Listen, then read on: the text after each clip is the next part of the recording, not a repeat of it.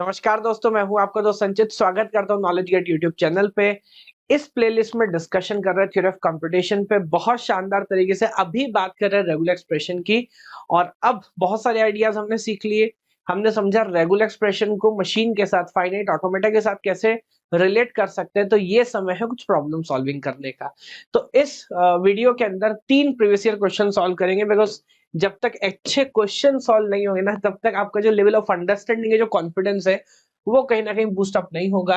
We will start with the 2006 question, then we'll solve it 2010 and then 2008 question, और जैसा हमारा ritual है, in the last will have a homework question. कौन सा question कब कराना चाहिए, कितना पढ़ने का, वो सारा आप मेरे ऊपर छोड़ दीजिए, बट हाँ, कुछ पीवाईक्यूज अच्छे से सॉल्व करना बहुत जरूरी है। तो लुक एट दिस क्वेश्चन, बहुत अच्छा क्वेश्चन है ये। पूरा पैटर्न इसका ध्यान से देखिए। तो अगेन मैं रुकता हूं हमेशा की तरह, I wait for some time. You can take a screenshot, video pause करो, खुद से ट्राई करो, and then now I continue. क्या बोल रहा है? Which of the regular expression given below represents the following DF. So देखिए, आइडिया देखिए, बहुत इंटरेस्टिंग है। हमारे पास 3 एक्सप्रेशन है और हमारे पास एक डीएफए है, और मैं इनका नाम भी रख लेता हूं ताकि बाद में प्रॉब्लम ना हो रेफर करते हुए। अगर हमसे पूछ रहा है कि बताओ ये क्या एक्सेप्ट करेगा या कौन सा एक्सप्रेशन ऑब्वियसली इसके साथ रिलेट कर रहा है। एक एडवाइस जो मैं आपको हमेशा करूंगा, पहले ही मैंने बोला है, क्या हम चाह सकते हैं, हम कोशिश कर सकते हैं खुद से लिखने का, और ऑलरेडी हम इस तरह के पैटर्न पे काम कर भी चुके हैं, बट खुद से कभी नहीं लिखना। क्यों? बिकॉज हो सकता है आप सही एक्सप्रेशन लिखो, लेकिन एग्जामिनर ने कोई और पैटर्न लिखा हो जानबूझ के। क्या एक से ज्यादा एक्सप्रेशन लिखे जा सकते हैं? जी हाँ। उसका काम है कंफ्यूज करना। तो मुकाबले इसके हम खुद लिखें, जो वो बोल रहा है पहले उसको स्टडी कर लेते हैं। तो सबसे पहले एक्सप्रेशन देखिए क्या बोल रहा है। उसने बोला जीरो स्टार, तो यानी कि क्यू नॉट पे है जीरो का loop. Then we have single one, ये सिंगल वन मिला तो मैं क्यू नॉट से देखिए कहाँ गया, क्यू वन पे, और क्यू वन से आगे का साइकिल लिख रहा हूं। मेरे को तो बड़ी अच्छी बात समझ आ रही। क्या बोल रहा है कि 2 साइकिल है। एक साइकिल है 1 का, लुक एट दिस। एक साइकिल है 0 and then 0 star and then 1। Yes, और टोटल पे लूप है। शायद अगर मैं खुद भी लिखता तो भी एक्सप्रेशन लिखा होता। एग्जैक्टली जो इसका डेफिनेशन है उसी के साथ रिलेट कर रहा है। आई 100% एग्री विद इट कि हाँ, ये बिल्कुल सही है और ये सही है। तो किसको बाहर कर दूं? जो इसकी रेस्पेक्ट नहीं कर रहा है, यानी कि ऑप्शन सी यहाँ पर हो जाता है बाहर। देखिए, गौर करने वाली बात यह है कि अगेन बहुत सारे तरीके हो सकते हैं, लेकिन सबसे सिंपल पैटर्न ये है। कुछ लोग क्या करते हैं, 1 पे अलग स्टार लगा देंगे, 0 स्टार 1 पे अलग स्टार लगाएंगे। टोटल पे स्टार लगाना जरूरी है, बिकॉज मैं कब 1 का लूप लूंगा या मैं कब 0 एंड देन इस दिस 0 एंड देन इस 1 का लूप लूंगा, ये पहले से क्यों डिसाइड करूं? मैं जब चाहे जितने ऑर्डर में घूम सकता हूं। तो टोटल पे स्टार लगाना जरूरी है। लुकिंग एट दिस, मुझे थर्ड वाला स्टेटमेंट बहुत आसान और रिलेटेबल लग रहा है। अब देखो, इसमें इसने क्या किया, कह रहा है 0+1 का होल स्टार एंड देन 1। अब ये मशीन देख के, ये देख के डायरेक्ट तो बात समझ आती नहीं है। एक और तरीका भी तो है। बजाय इसके कि मैं जो फाइनाइट ऑटोमेटा है, मैं एग्जैक्टली उसको समझूं कि किधर से वैल्यू किधर जाएगी, क्यों ना मैं एक काम करूं, मैं देख लूं इसका लैंग्वेज क्या है, क्या लैंग्वेज एक्सेप्ट करा। आप देखो, इनिशियल स्टेट फाइनल नहीं है, एक्सेप्ट होने के लिए कम से कम सिंगल वन आना जरूरी है इसी। और जैसे ही सिंगल वन आएगा, हम पहुंचेंगे Q1 पे जो फाइनल, और वहीं पे हम लूप कर रहे हैं जब तक 1 है।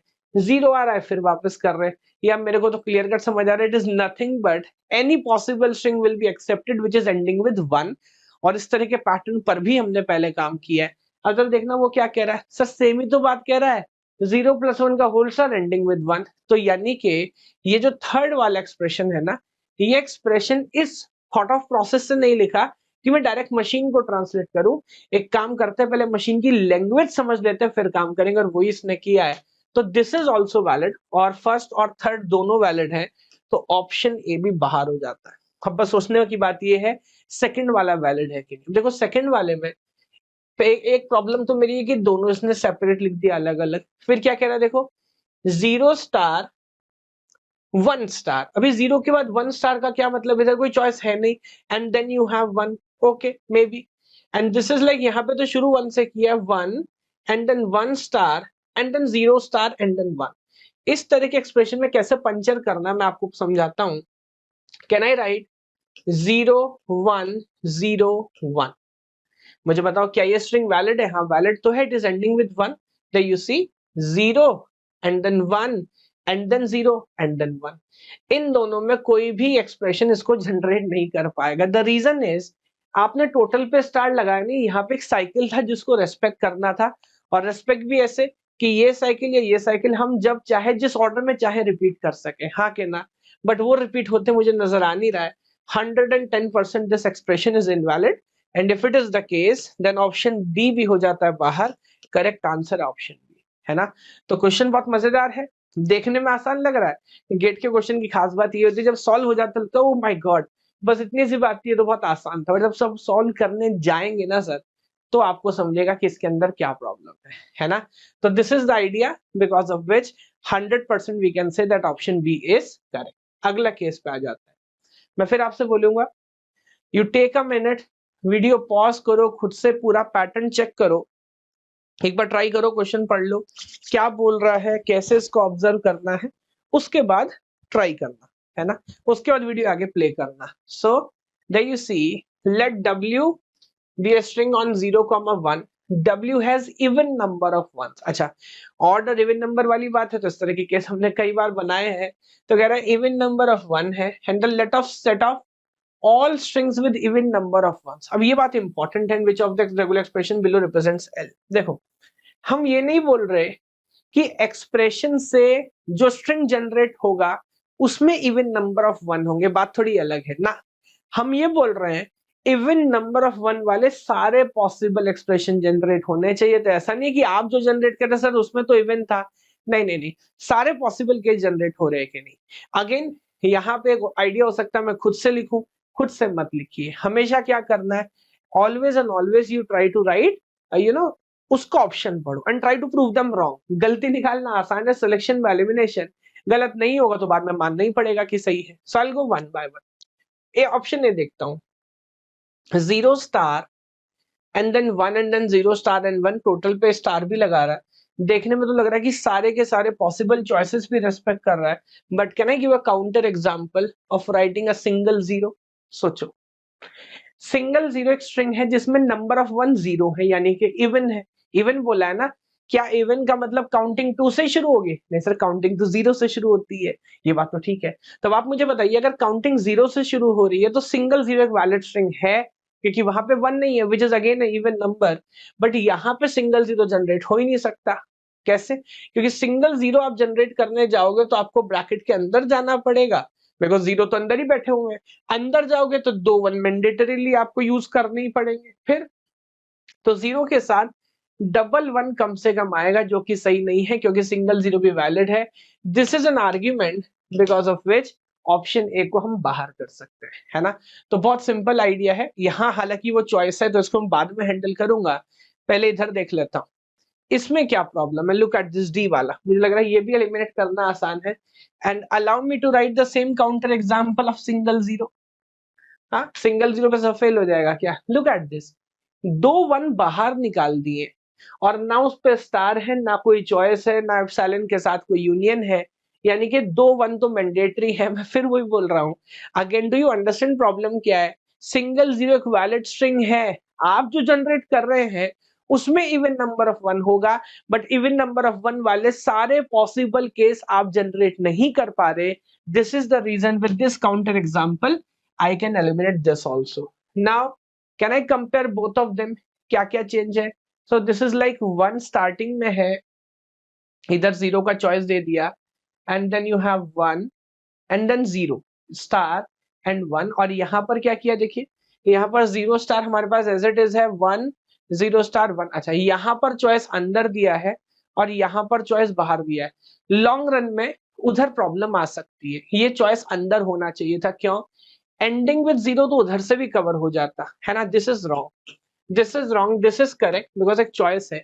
इसका एक एग्जांपल कोट करता हूं, इमेजिन करिए, अच्छा ओ माय गॉड, इसमें तो और सीवियर गलती है। सीवियर क्या गलती है? लुक एट दिस, और भी फंडामेंटल जगह से तोड़ा जा सकता था, तो बहुत बड़ी गलती कर दी, 1 पे लगा दिया star.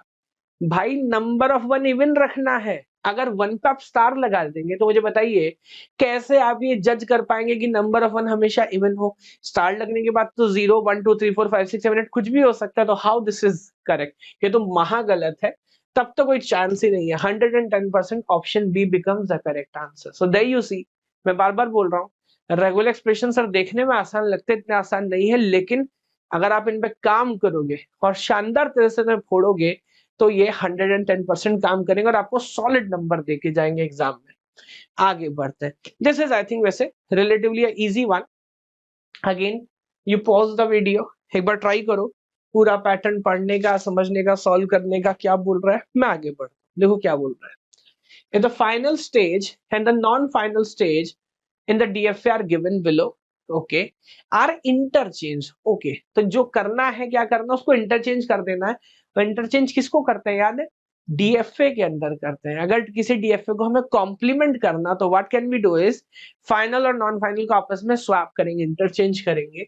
So then which of the following language over the alphabet A, B will be accepted by the DFA? उस केस में पूछा, बताओ कौन सा लैंग्वेज एक्सेप्ट होगा, कौन सा लैंग्वेज एक्सेप्ट नहीं होगा।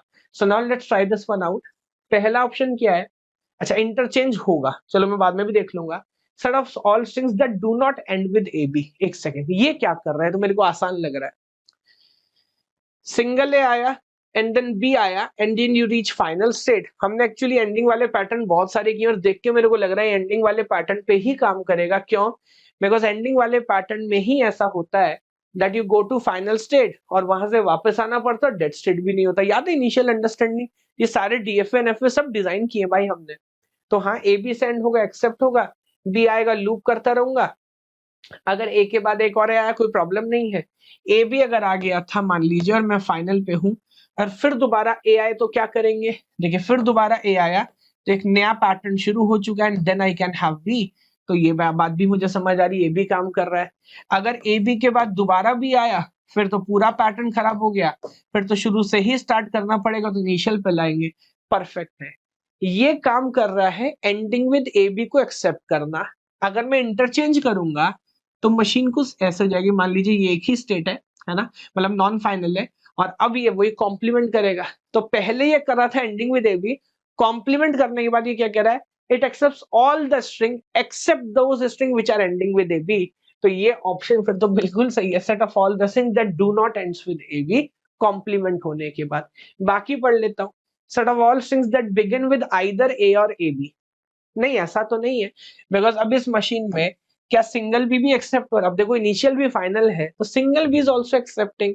तो ऐसा बोलना कि ए या ए बी से शुरू होने वाली स्ट्रिंग ही एक्सेप्ट होगी, that doesn't make sense. See, set of all strings that do not end do not contains a substring A B. कह रहा है वो सारी स्ट्रिंग एक्सेप्ट होंगी जिसमें A B as a substring नहीं होना चाहिए। I don't think so, because complement होने के बाद देखो, अगर मैं लिखूं A B A, look at this now, A and then B and then A, accept हुआ, कॉम्प्लीमेंट होने के बाद भी एक्सेप्ट हुआ। और क्या इसमें A B as a substring है, हाँ है ना, तो this will also not work.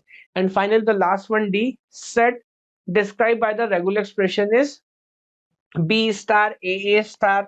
Again देखो इसमें प्रॉब्लम क्या है, अगर मैं मान भी लूं B star and then A and then A star and then यहां से बी ए का एक साइकिल एंड देन बी का साइकिल। तो पहली बात तो ये साइकिल का ऑर्डर आपने लगा दिया, टोटल पे भी नहीं लगाया और वापस आने का इधर बी का कोई साइकिल है नहीं, तो ये एक्सप्रेशन भी इस पे काम नहीं करेगा, है ना। सो आई थिंक अच्छा क्वेश्चन था, हालांकि रिलेटिवली पहले वालों से आसान था। कब पूछा है, पुराना, GATE 2008 1 mark. And now we have a homework question. ये क्वेश्चन पूछा कब, GATE 2006, it's a 1 mark question. तो मैं अगेन साइड हो जाता हूँ सो दैट आप पूरा पैटर्न पे देखें, काम करें और अगेन इसको आंसर करें। एक गलती बिल्कुल मत भूलिएगा, वो है इस चैनल को सब्सक्राइब करने की। तो नहीं किया है, बिकॉज अभी भी 70% से ज्यादा लोग जो वीडियो देखते हैं चैनल सब्सक्राइब नहीं किया होता, तो चैनल को सब्सक्राइब करिए, वीडियो को लाइक करिए। अगली वीडियो पे चलिए, प्लेलिस्ट कंप्लीट करना है, बीच में मत छोड़ दीजिएगा, बिकॉज बहुत शानदार तरह से पढ़ा रहा हूँ, बढ़िया पढ़ा रहा हूँ। तो प्लेलिस्ट कंप्लीट करिए, कंटेंट पे काम करिए। थैंक यू सो मच, भगवान आप सभी को खुश रखे। जय हिंद, जय भारत।